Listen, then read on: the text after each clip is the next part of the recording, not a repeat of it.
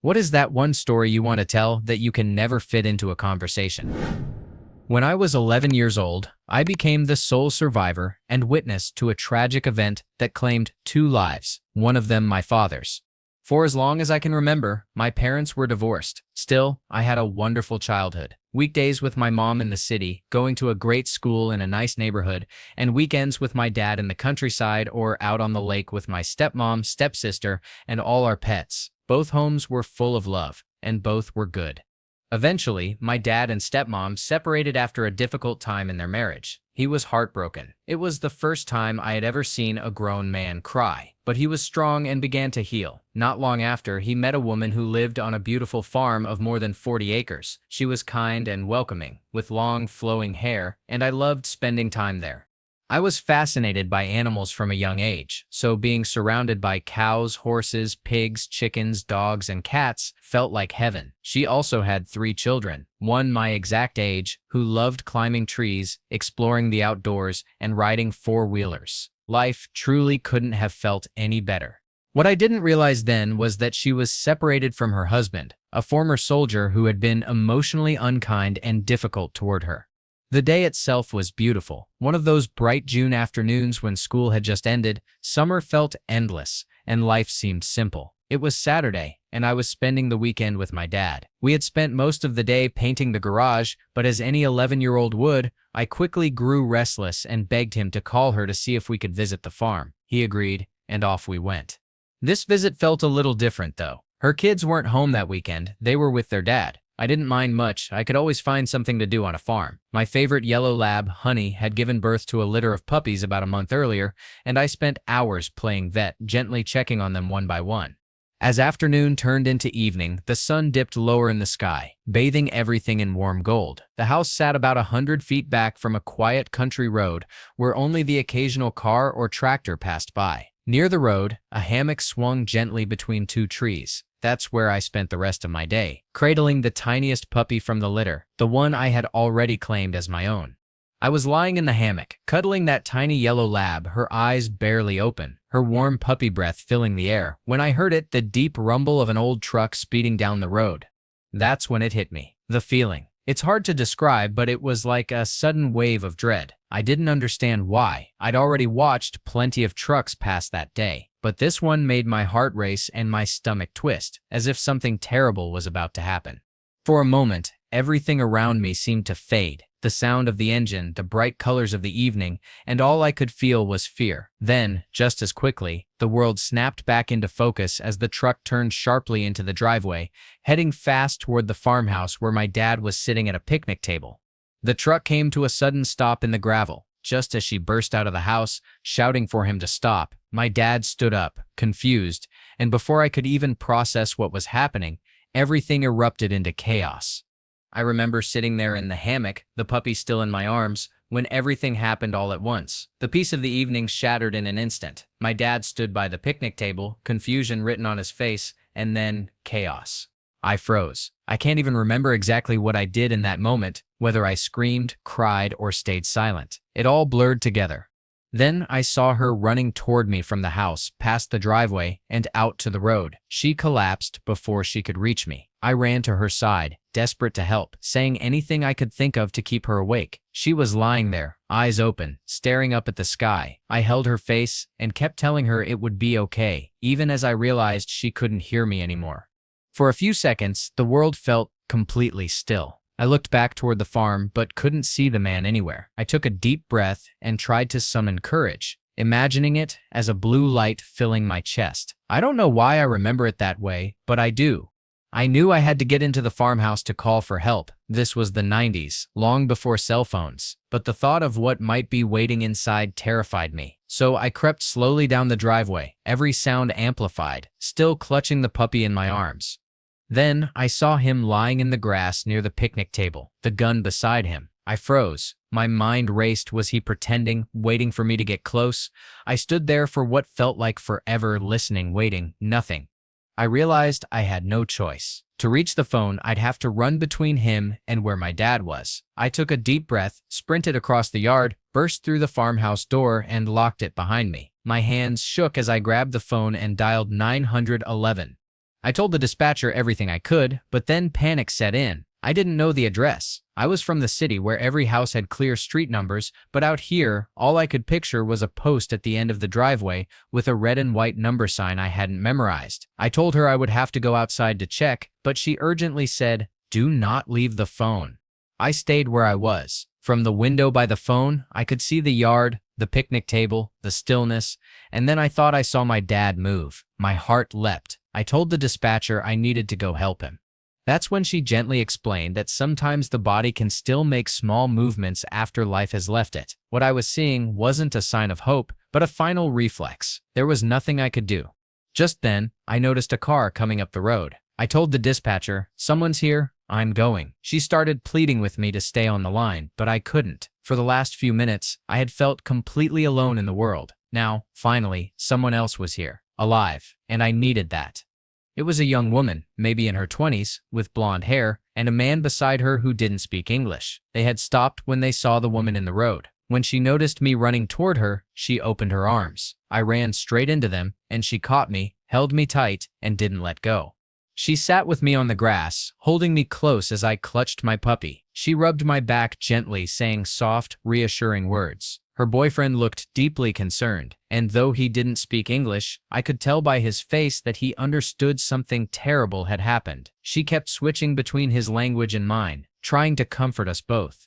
I don't remember every detail after that. It all blurred together, but eventually the police and ambulance arrived. I stayed near the hammock, still beside the woman who had found me, the puppy warm in my arms. Maybe half an hour or more had passed. The sun was beginning to set, painting everything in gold and orange.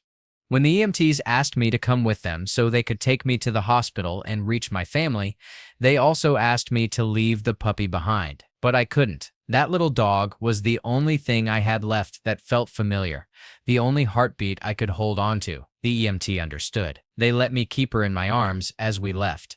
I don't remember saying goodbye to the woman who had held me through those first moments, but I've never forgotten her kindness. If I could, I'd tell her that I love her and that I hope she and her boyfriend found peace after that day. At the hospital, my grandparents arrived. Thankfully, they lived nearby, and I could remember their address. They tried to reach my mom, but couldn't get her on the home phone. I don't clearly remember where I stayed that first night or how I eventually got back to her, only that the little dog stayed with me the whole time.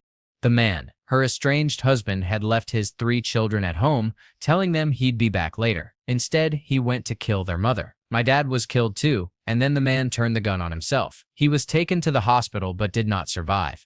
I remember watching them carry him out and feeling a dizzy mix of shock and anger. Part of me wanted him gone. It's an ugly, honest feeling I still wrestle with. I've only ever told 6 people this story. It's hard to share. I'm almost always on the verge of tears, and I worry about how others will react. Most people apologize, which I don't really need. What I need is understanding, not pity. I survived. I am resilient. Fear and adrenaline are powerful, but I made it through. Some people say I was dealt a bad hand, but I don't see it that way. I experienced something terrible, yes, but I lived. It didn't break me. I've never believed the world owes me anything, and I don't live in fear of it. You can't truly appreciate the good without understanding the bad. The grass isn't greener on the other side. It's green where you choose to nurture it. This life is good, and I'm grateful to be here to live it. For the past 23 years, I've thought about that day often. I've made peace with almost all of it, except for one thing: the feeling. That overwhelming sense of dread that hit me before anything happened. What was it? Why did I feel it so strongly? It's something I may never fully understand.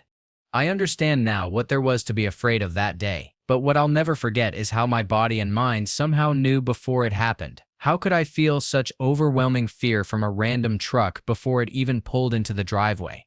That one feeling will stay with me forever. To me, it's proof that there's something far greater than we can fully comprehend, something that connects all living things. Some might call it God, and that's okay, but that's not what it felt like to me. It was more like an energy, a wavelength, a vibration that I could almost see, swirling in color through the haze of that moment. It felt both physical and invisible, like the pulse of the world itself. What was it? I still don't know, but I believe it was real. Story 2. I've tried telling people this story before, but it never seems to land. Either they don't care or the conversation ends before I can really explain. So if you've got a few minutes, humor me. This is the story of the night I used up all my luck. I love traveling when I can, usually a couple of times a year, just a few days at a time, and almost always for concerts. My twin sister and I are huge fans of Coin Band, and we'll drive just about anywhere to see them. In October 2018, we made the 8-hour drive from Iowa down to Tulsa, Oklahoma for another Coin show. It was our third concert, and this time we brought along our one friend who hadn't yet experienced the magic of seeing them live. We arrived a day early and stayed in an incredible hotel, a sign, maybe, of the lucky streak that was about to unfold. The best part, the venue was right across the street. We could literally see the doors from the hotel entrance. After checking in, we went out to explore and found these insanely vibrant murals all around the city. Tulsa had such an artsy vibe, it felt alive. We decided we'd get up early the next morning to grab some photos before heading to the venue. By about 2 p.m. the next day, we'd taken plenty of pictures near our hotel, but we wanted to check out one more mural closer to the venue. As we turned the corner, we saw it, a line already forming. Overnight campers and everything. That's when we looked at each other like, oh no, we've got to get in line now if we want to be anywhere near the front. We'd never made it to the front row at any show before, and this time we were determined. By 2:30, we were planted on the cold cement, ready to wait it out. 5 long hours. After a quick McDonald's run and a whole lot of stubborn patience, the moment finally came, doors opening time.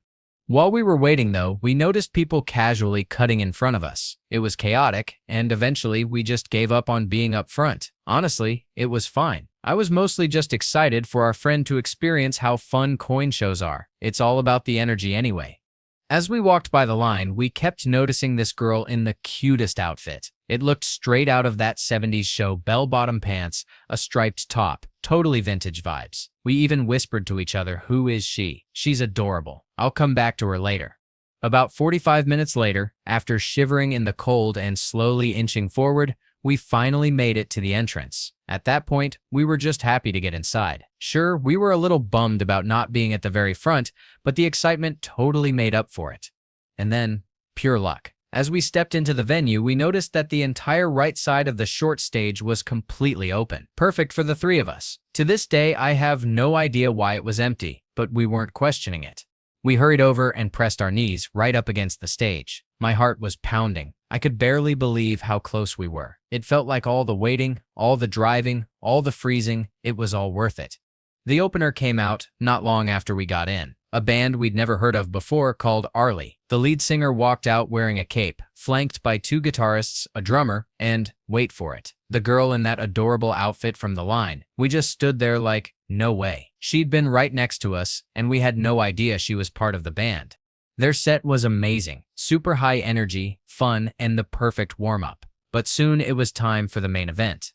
Coin took the stage, and from the first note, I was gone. The lights, the sound, the crowd, it all hit at once. I remember thinking, if I could just touch the singer's hand once, I'd be happy. My sister swore we would, and she was right. We did. 3 times. 3. I got to touch the hand of the singer from the band that gave me courage, that soundtracked some of the best moments of my life. For a second, it felt like I was outside my own body. Our streak of luck just wouldn't quit. As the show went on, I couldn't stop thinking about how thankful I was to be right there, front and center. The stage was so short that if we'd been even a few rows back, we wouldn't have seen anything. During the finale, the whole crowd was moving together. My knees were slamming against the stage, and I was completely lost in the music. It was perfect. One of those nights you never forget. When the show finally ended, the 3 of us were exhausted, sweaty, and completely starry-eyed. We made our way toward the merch tables, still buzzing from the concert high. The crowd was packed and chaotic, but a few kind girls noticed us struggling to get through and asked if we were trying to get in line. When we said yes, they actually let us go ahead of them. Total strangers and total angels. My sister managed to score the very last shirt in her size, which felt like another stroke of luck. After she paid, she said she'd meet us outside and headed toward the door. I stayed behind to grab a few things, including a sweatshirt from Arlie's merch table. It was seriously cool. I handed the girl a 20, and while I was looking down into my wallet, I heard her call out, "Hey, do you have a 10 to break this?" I looked up, and there he was, the drummer from Arlie. He handed me the 10, and I was just standing there, stunned. Like, how was all of this happening? I was about to head out when my friend stopped me. "Wait, please don't leave. I really want to go talk to her." And there she was, just a few feet away. The girl in the adorable 70s outfit, the keyboardist from Arlie. We actually got to talk to her for a solid 5 minutes. Her name was Emma, and yes, we made sure to tell her how amazing her outfit was. At that point, I turned to my friend and joked, "We need to be careful going home. There's no way we haven't used up all our luck tonight." We stepped out of the venue and rounded the corner when my sister suddenly stopped. A small crowd was forming behind the building. She looked at me, dead serious, and said, "I'm going. I don't care if you guys come or not, I'm freaking going." Then she just took off toward the crowd. See, the band was known for hanging out with fans after shows when they could, and we all knew it. But my sister, she refused to miss her chance again. At their Minneapolis show months before, she didn't get to meet them, and she'd been holding that grudge ever since. So we waited and waited in the freezing cold for an hour and a half. At one point, the singer from Arlie even walked by, holding what looked like chili fries. Maybe. We said a quick hi, trying to play it cool. We mingled with other fans, swapping stories, trying to stay warm. But then, the tour bus engine started up. My heart just sank. After all that time standing in the cold, it felt like our luck had finally run out.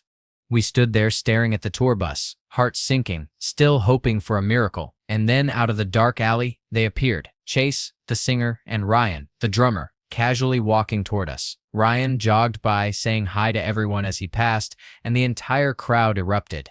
The fans had split into two lines on either side of the alley, and Chase walked straight toward the group we were standing in, only about 4 people ahead of us. He started chatting with the girls right in front of us, and just as it was almost our turn, someone squeezed in from the side, cutting the line. Suddenly, we were 2 groups away again. Then we heard his manager call out, "2 minutes, then you're on the bus." Chase looked around and said, "Okay guys, we've got to hurry." My stomach dropped. I thought we'd missed our shot.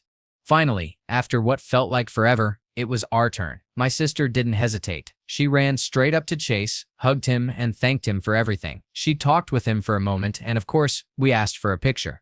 We posed with our freaking idol, and right after my friend lowered his phone, Chase noticed his shirt, a custom coin tee he'd ordered from an artist on Redbubble. Chase smiled and said, "That is some cool custom coin merch. Can I take a picture?" What? The singer of our favorite band wanted to take a picture of my friend. We just stood there stunned for a second before my friend managed to say, "Yeah, of course." Chase took the photo, thanked him, and that was it. Our night was officially made. Not long after, it was time to say goodbye and head back to the hotel. Halfway down the block, we were all laughing like total maniacs, clinging to each other in complete disbelief over what had just happened. My friend immediately called his mom back home to tell her everything, like every detail. We decided to grab IHOP before crashing for the night. Though honestly, I barely remember getting there. I was running purely on adrenaline and 0 sleep. What I do remember is demolishing the best turkey sandwich of my life, and then somehow making it back to the hotel, collapsing into bed, completely wiped out and blissfully happy, ready for the 8-hour drive home the next morning. And all of that happened on the same day Red Dead Redemption released. We went home completely spent, running on nothing but happiness and exhaustion. I have never seen so many good things happen all at once. I think about that night every single day. I'm so grateful it happened to us. So grateful I get to remember it with that mix of butterflies and nostalgia that almost hurts. It's one of those memories that lives right at the edge of joy and longing. The reason I never get to tell the whole story? The conversation always stops at whose coin, and honestly, I get it. I just don't have the energy to explain a band most people haven't heard of. It's not a fun conversation for either of us. Story 3. I've been going to Burning Man for 16 years, and this story takes place back in 2012. My friend, let's call him Dan, and I are both professional philosophers with PhDs. Every year out there, we spend hours walking the desert, talking to people about philosophy, science, and the nature of reality itself. I specialize in the foundations of climate science and complexity theory. This is the story of how those interests, combined with a bit too much curiosity, nearly got us struck by lightning. Out beyond all the camps, structures, and massive art installations of Burning Man, there's a vast open expanse called the Deep Playa. At night, it's a quiet, surreal world, mostly empty except for the occasional small group or lone wanderer moving through the darkness. It's one of my favorite places on Earth. If you've ever been to Burning Man, you know that the deep playa attracts a special kind of person, the truly unusual, the deeply curious, the ones chasing something indescribable. It's a good 3/4 of a mile from any living space, and you have to really commit to get there. Otherwise, you'll find yourself distracted by all the glowing, chaotic beauty scattered across the desert before you ever make it that far. On Thursday night, Dan and I set out with a sense of purpose and wandered into the desert. Burning Man is laid out in a vast horseshoe shape, with the man at its center and the deep playa stretching beyond the open end of the U. Facing back toward the city, the lights and fire flicker in the distance. Facing outward, you see miles of open desert, and at the edge of sight, a small Nevada mining town. We had been walking and talking about the approaching weather when we realized we had reached the deep playa. Behind us, the city shimmered under the developing thunderstorm. Standing in the dark, we found ourselves discussing how the storm might be structured, if it even had distinct parts, and what that meant. As we spoke, the storm intensified. The wind picked up, blowing steadily away from the city toward the desert. It became clear the system was oriented that way, gathering over the city and releasing its energy, rain and lightning far out across the open sands. It was an extraordinary sight, the storm towering on one horizon while flashes of lightning lit up the other. As we talked, we noticed that the sky beyond Burning Man, away from where we stood, was mostly clear. One of us remarked that the first thing you see when driving toward the event is a vast cloud of dust rising from all the activity. In the otherwise dry Nevada desert, that presence of movement and moisture stands out dramatically. We began to imagine what it must look like to someone arriving that night, when many people were still coming in.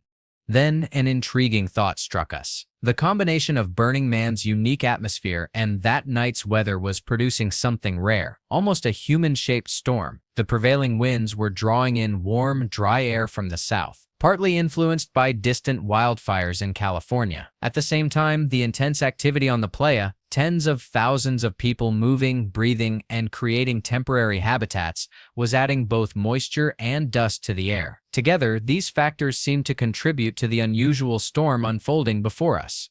At that point, we decided our discovery was worth sharing. Participation is one of Burning Man's core principles, and we thought others on the playa might find it fascinating. After all, everyone there had, in some small way, contributed to the phenomenon. The deep playa is mostly empty, but you can still spot people wandering by from far away. I carried a glowing staff, so we signaled to someone passing and called out, "Hey, want to learn something cool?"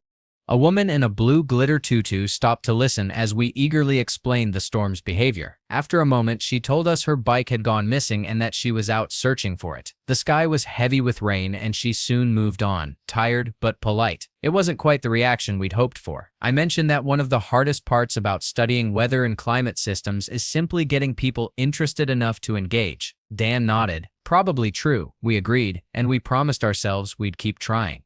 Over the next hour, we flagged down a few more curious wanderers and gradually refined our little presentation into something close to what I'm sharing here, though it was far more spectacular in person. Little by little, people began to gather and listen. We kept at it for most of the night until we reached what I can only call the highlight of the evening. Eventually, we caught the attention of a lone rider on a bicycle that looked straight out of the Fat Tire Ale logo. He was dressed impeccably, vest, top hat and all, the picture of a British gentleman on holiday. As we launched into our explanation, he interrupted in a vaguely Scandinavian accent, "You fellows must want some beers." We laughed and politely declined, though Dan encouraged him to enjoy one himself if he wished. "Why, I should say that I've had quite enough," he replied, swaying slightly but smiling broadly. Fair enough. We carried on talking about the weather. Dan and I have been friends for more than 5 years and have spent countless hours teaching side by side in the same classroom. We've developed a kind of rhythm, able to trade off mid-sentence without missing a beat. That's exactly what we were doing with our curious companion. Dan was in the middle of a point, gesturing toward the storm, when there was a faint crackling sound and a visible spark, like the static you get from brushing a wool hat on a dry night. We all froze. Dan and I slowly raised our hands, and the Fat Tire gentleman just stared, wide-eyed. The air around us buzzed faintly, like holding your hand near a balloon that's been freshly charged. lightning flashed across the sky, and I felt the fine hairs on my arms lift with the static. That's when it dawned on us. We were standing in the open desert, and at that moment, the fat tire gentleman, top hat and all, was the tallest thing for hundreds of yards. "I think maybe we shouldn't stay out here," I said, offering what was probably the understatement of the night. "This seems a little risky." Dan agreed immediately. We said a quick goodnight to our new acquaintance and made for the nearest structure, a full-sized, freestanding movie theater out on the playa. We didn't quite run, but we walked fast, both of us ducking slightly as if that would somehow make us less of a target. Behind us, the fat tire gentleman cheerfully offered to give us all a lift on his bike, which we again declined before he pedaled off into the dark. We made it to the movie theater and spent the rest of the evening outside, talking with others about the weather, now including our lightning encounter in the story. One man, who introduced himself as the grandson of C.S. Manning, spent half an hour discussing how it all might relate to complexity theory. It was fascinating. And that's how my friend Dan and I almost got struck by lightning. For the record, while Burning Man is known for its more experimental atmosphere, I'm quite certain that what I've described really happened. We were alert enough to have long, coherent conversations about systems theory. And importantly, there were witnesses. The fat tire gentleman definitely saw it, and we both confirmed it through multiple senses. As for how dangerous it actually was, I'm still not sure. High static voltage in the air isn't always life-threatening, but that uncertainty was what made it so electrifying, in every sense of the word. When the possibilities range from nothing happens to you get struck by lightning, my instinct is to take the cautious route and step away. Story 4. My friends and I decided to go on a road trip with no real destination. Just drive until we needed to turn back, stopping wherever anyone suggested as long as we all agreed it would be fun. Each of us packed only a backpack, a pillow, and a blanket, planning to rough it or sleep in the car every night. Our first real stop was in Atlanta. We had left the previous evening and crossed the state line before pulling over at a rest stop to sleep. The next morning, we decided to visit Sweetwater Brewing and take the tour, but one of us wasn't 21 yet, so my friend Damon and I joined the tour while our underage friend and another friend, let's call him Don, stayed behind. I should mention that I was wearing a monkey onesie at the time. We had each brought a ridiculous onesie for reasons I can't quite remember now, but it certainly makes the story more entertaining. Damon and I finished the hour-long tour and came out of the brewery to find that our friends weren't answering their phones and were nowhere in sight. We started walking around, checking nearby parking lots in case they were longboarding, since the area was fairly industrial. In our foolishness, we got into the car, which Dawn and Slater had left unlocked. We stayed only for a short while before I grabbed my phone charger and video camera, along with its charger, and we locked the car behind us as we left. Since the engine had been off, my phone hadn't been charging, and I needed some battery in case they called. We were annoyed that the car had been left unlocked, especially with all of our belongings inside. We kept walking, me still wearing my monkey onesie. We wanted to find a McDonald's or somewhere with free Wi-Fi so I could charge my phone, but just as we started walking, I received a call from Don, or so I thought. It turned out to be a police officer who explained that he had our friends and their belongings because they'd been arrested for being on the transit railroad tracks. The officer said he could meet us where we were to hand over the car keys. When the officer arrived, he told us he couldn't give us the keys after all because our friends' belongings had already been bagged up. We realized we had wasted a pointless hour waiting for him instead of figuring out what to do next. Now we were locked out of our car and had to wait until our friends were released from jail, with no idea when that might be. We decided to get a room at a nearby motel, the Cheshire Motor Inn. I'm not sure if anyone knows this place, but it's an absolute disaster. We booked a room for the night while debating whether we should fly home or try to salvage the trip. A few hours later, we finally got a call from Don's parents saying they were bailing out our friends and that we needed to pick them up from jail. By that point, we were down $80 for the motel and another $75 for what turned out to be the most expensive taxi ride I have ever taken. We waited at the jail for over 45 minutes without any answers, no explanation of what had happened or even confirmation that our friends were actually being released. The staff at the jail were incredibly rude, which I suppose is understandable. They usually deal with unpleasant people. Damon and I, however, were nothing but polite, though maybe that had something to do with the fact that I was still wearing a monkey onesie. We finally got Dawn and Slater out and back to our motel. only to learn that the holding area for personal belongings was open Monday through Friday from, I believe, 1 o'clock to 3 o'clock in the afternoon, though I can't remember the exact time. All I know is that it was a very short window. Unfortunately, it was Saturday, which meant we had to spend another night in this so-called inn without any clothes or belongings. By this point, we realized the place was essentially a drug den, and as we soon found out, a popular spot for gay men to meet up, often in exchange for drugs. All things considered, we handled the situation surprisingly well. We joked that drugs seemed to be the local currency and speculated about how many it would take to buy different things. Several men told me I was attractive or adorable in my monkey onesie, and a few even offered me a drug if I would get out of the onesie for them. At one point, we met a gay paralegal who struggled with meth addiction. He was surprisingly open, sharing details about the local scene, how he managed his habit while holding down a job, and even how meth has no noticeable odor when smoked.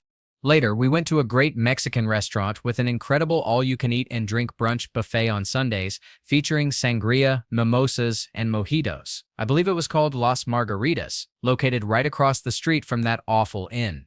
We met the owner and his abuela, and even took a group photo. It turned out to be a surprisingly fun experience. I should mention that this was in January, so it was cold and windy. I had clothes on under my onesie, so I could have taken it off once we got back to the motel, but most of the time I chose to keep it on because of the weather.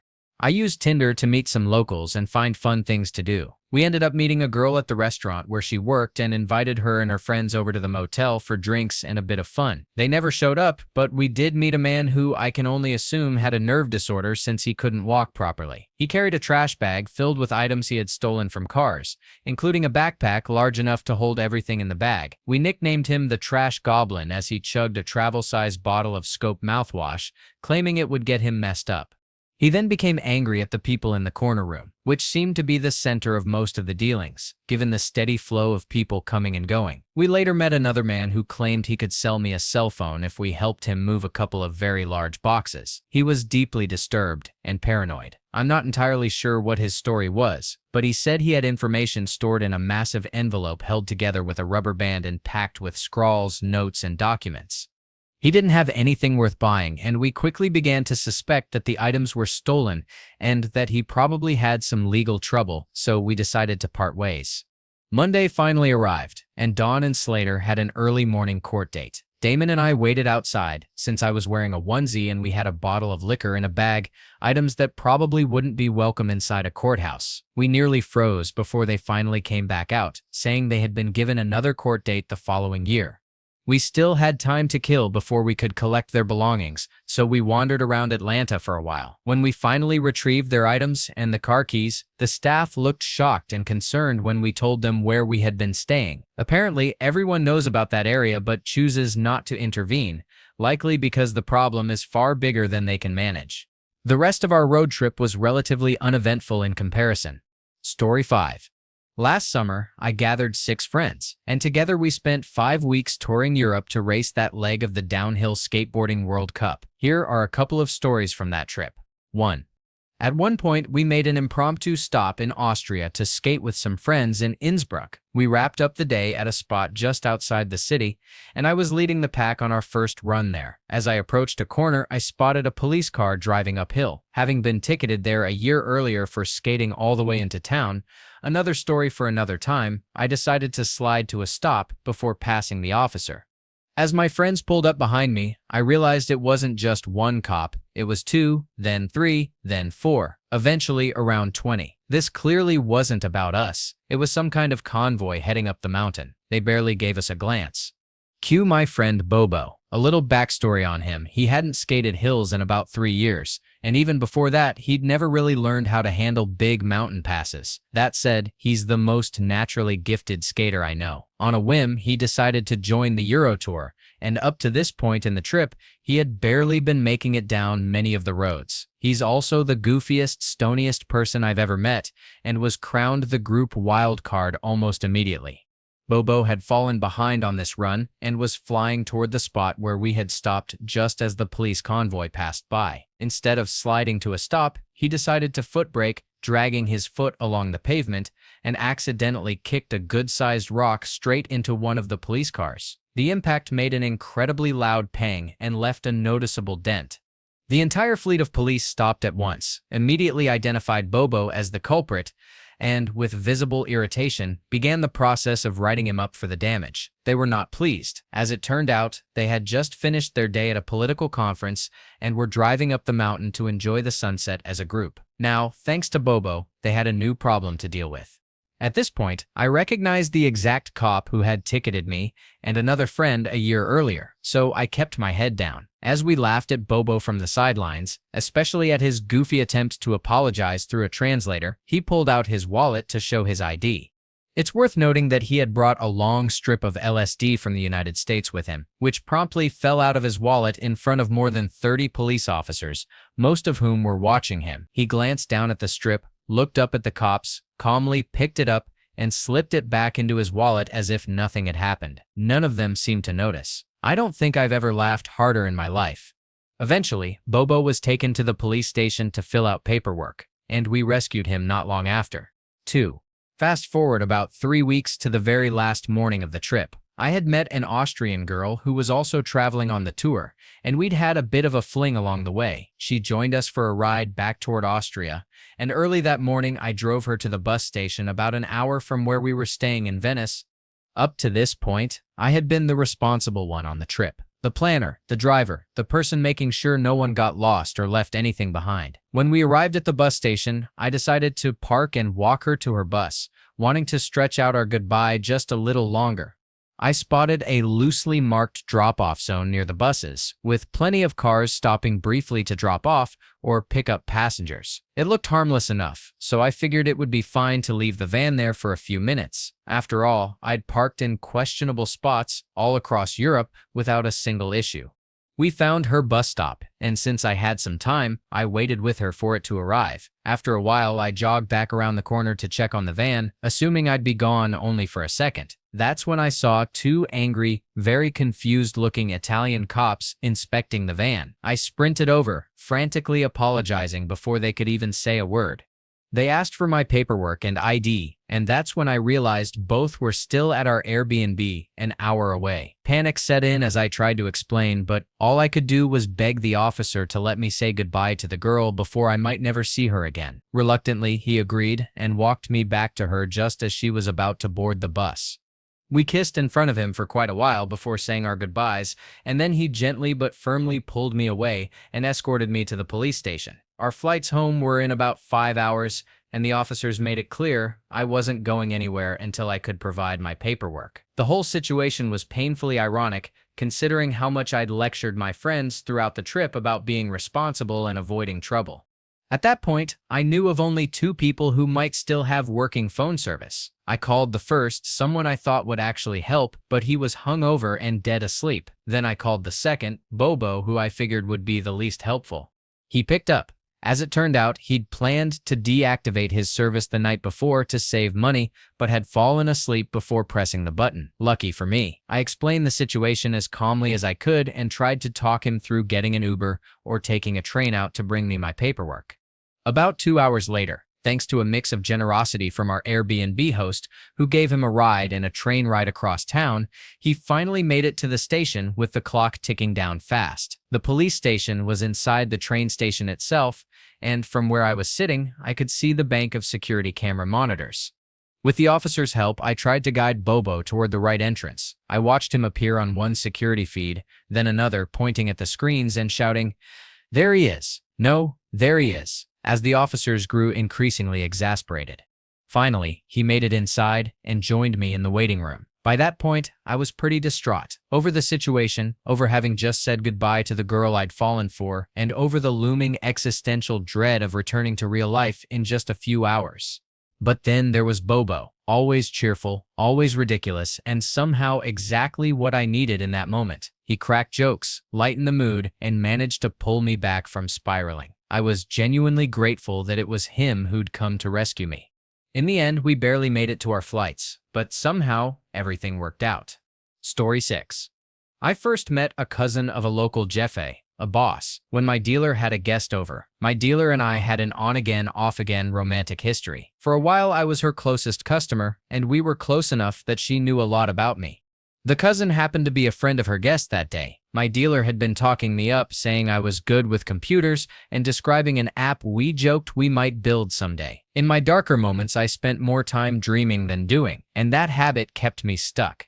The cousin's brother, who called himself a computer guy, was really more of a marketing person who knew a bit about tech. He described a guerrilla marketing idea that sounded alarming, a scheme to send alerts to phones across an area. I listened, but I didn't get involved. Through that conversation, I ended up meeting the boss himself. I'd always thought I had a picture in my head of what a cartel looked like, what its people did, and how they behaved. That night proved me wrong. I was told to go to an address to meet the cousin's brother. The house sat at the end of a winding cul-de-sac, and as I walked up, I noticed someone sitting quietly on the porch of every house along the way. It was late, and the sight felt strangely deliberate.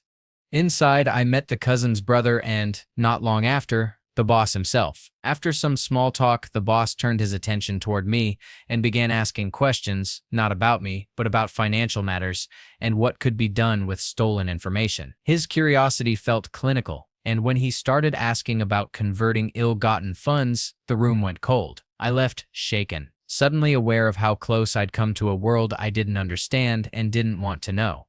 I warned him that what he was asking for sounded risky and that people get caught when they don't know what they're doing. He asked if I would do it for him and offered me a cut. Every instinct in me screamed no. After the screaming I'd heard and everything I'd already seen, the picture in my head was all wrong.